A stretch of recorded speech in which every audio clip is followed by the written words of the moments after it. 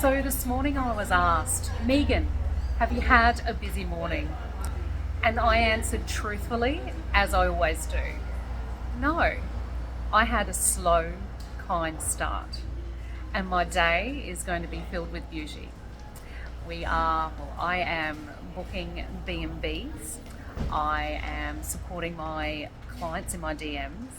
I'm reading my novel. Right now, I'm enjoying a solo coffee date. Then I'm going to do some organic shopping in preparation for some baking this afternoon with my daughter.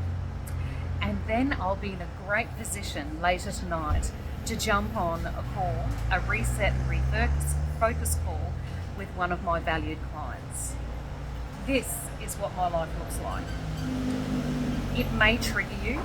I'm telling you now, I'm not here to gloat, I'm here to tell my truth. And if my truth stings, I ask you, what's your truth? And maybe the answer is where your discomfort lays.